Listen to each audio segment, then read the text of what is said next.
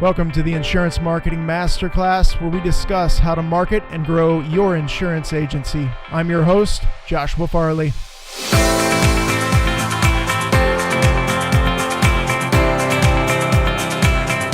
In today's episode, we're going to be going over your insurance agency website and how you should be using that as a lead generation tool and not just a billboard. So stay tuned.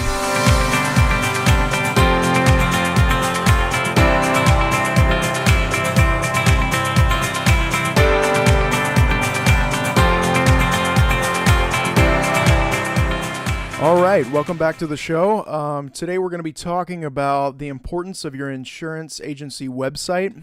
And, I think a lot of insurance agencies, from what I've seen, and it's not just insurance industry, but I feel like it's more so the insurance industry. The website just seems to be like a billboard. It's a place where your contact information is. There might be a contact page, but there's no real reason for someone to click through on that and to fill that out unless if they genuinely want to do business. But it doesn't really work for lead generation.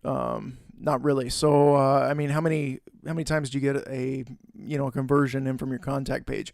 It's rare. It's usually someone trying to sell you something or, something like that. I know I get a lot of those.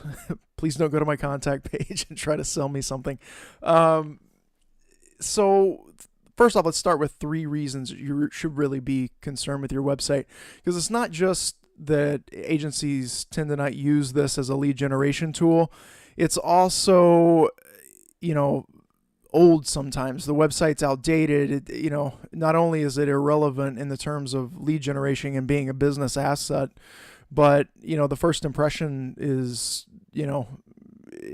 can be bad a lot of times, and this isn't everyone's website, but you know who you are.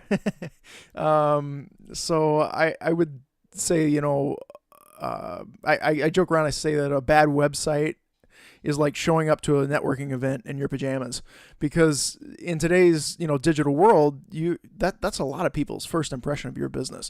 They go on Google, they're looking for insurance agencies in my area, and you pop up, and let's say they're on their phone and the website just doesn't look good on mobile, or they're on a desktop, but it's not very user friendly. It's outdated looking, the feeling of the website isn't modern.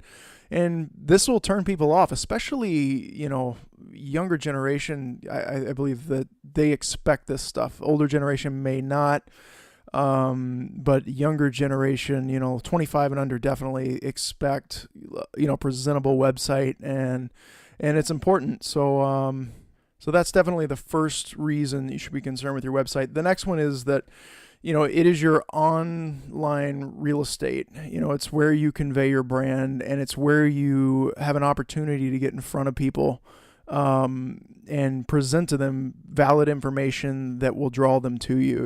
And this goes back to, inbound marketing and attracting people, convert, close, and delight. So, the website's a powerful tool for your top of funnel or your tofu stage. So anyway, online real estate, very important. And that kind of goes back to, the pajamas thing. But so the third point really is, and I kind of already made this, your website should not be a billboard, but it should be a lead generation tool. And ultimately, it's the central hub of this community that you're building. It's the tie back point. It's where you send people for any type of conversion and lead gen aspects. So have you been struggling with growing your insurance agency? I want you to take advantage of our growth blueprint. This is not a commitment to a marketing retainer. It is simply our process for analyzing your business and marketing and then formulating a plan to accelerate your growth. So head over to blue-phoenix.net/growth and get a solid plan to build your marketing on. We've talked a bit about visuals. I've even debated on even bringing up responsiveness, because at this point, it really shouldn't be much of a concern. Most websites, I believe, today are responsive. We're past the unresponsive pinch and zoom experience by and large, but there are still some sites out there, agency websites included. And if your site's not responsive, it's a really, really important aspect that you should look at. And if you're unsure if it's responsive, open it up in a browser, like a desktop browser, and make it so that the page is not full size, and then click the right side of your window and drag it so it's narrow, and you should see all these elements realign themselves.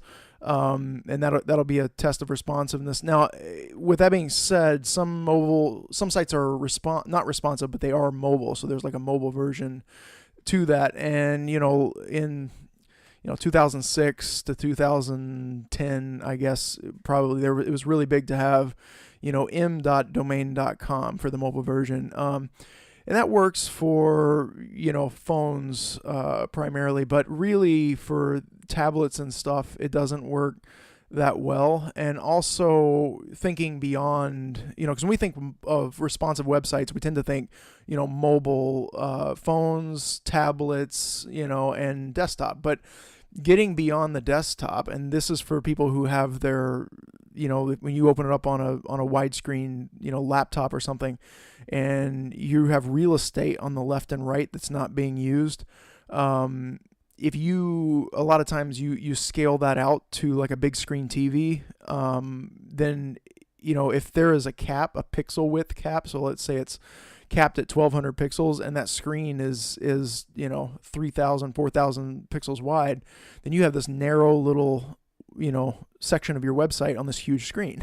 So it's not just responsive downways to smaller devices.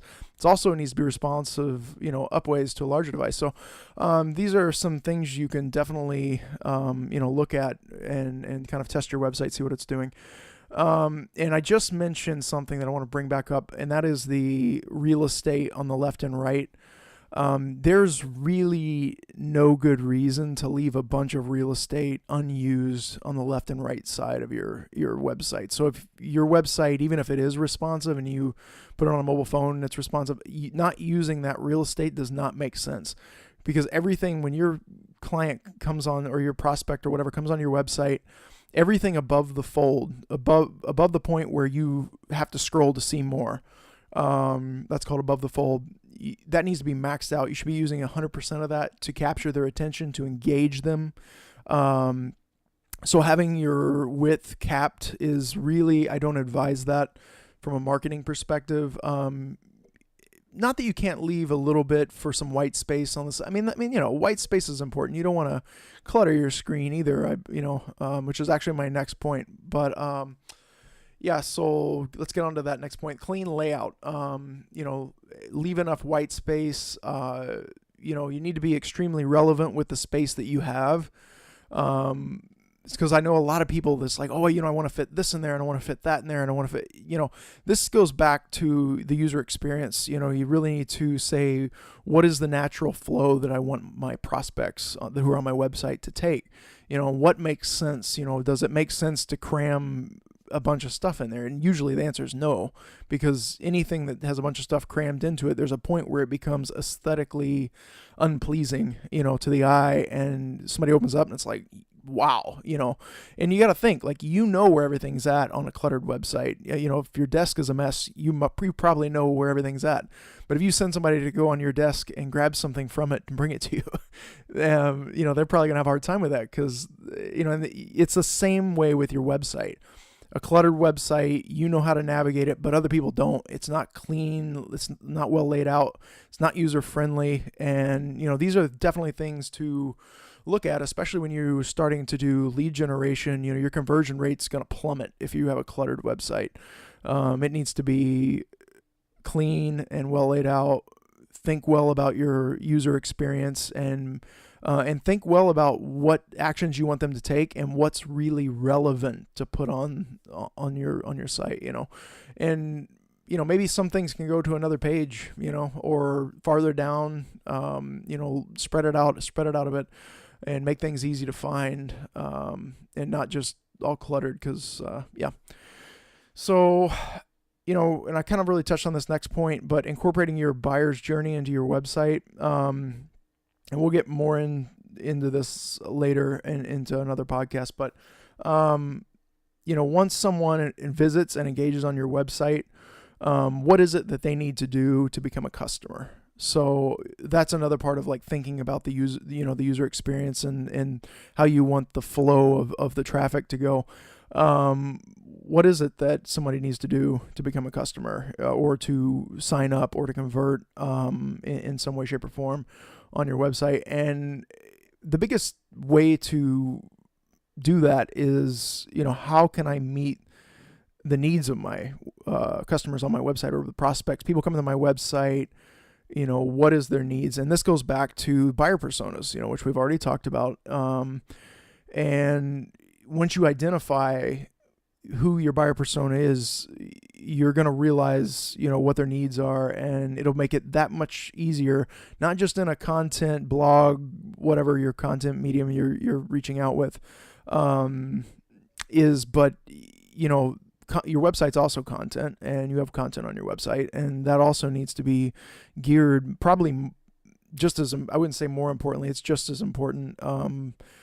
It's a complete funnel down and bring them to your website and convert. That whole process needs to be streamlined and effective. So I'd say it's equally as important, as any other aspect of your marketing. But really start thinking about how will you take someone from an interest point to a sell, or to signing up at least for a consultation, or to get a quote on insurance, and how will you make that happen over multiple touch points? How will you reach out to them multiple times and get the buy-in, get the familiarity, get the trust level up, and so that when they do come to your website and they see that offer that really hits them at the right time, at the right place in their buyer's journey, that needs to convert at that point, and start thinking about how you're going to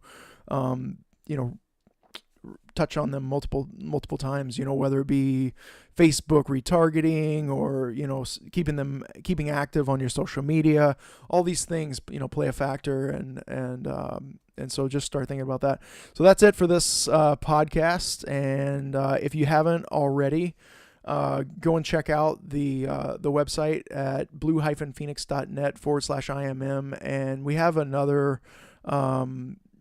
thing that you can go and check out. It's a downloads page. So it's blue-phoenix.net/INSDL, and you can get the 15 of our buyers personas on there, and those are all free. Just go and check that out.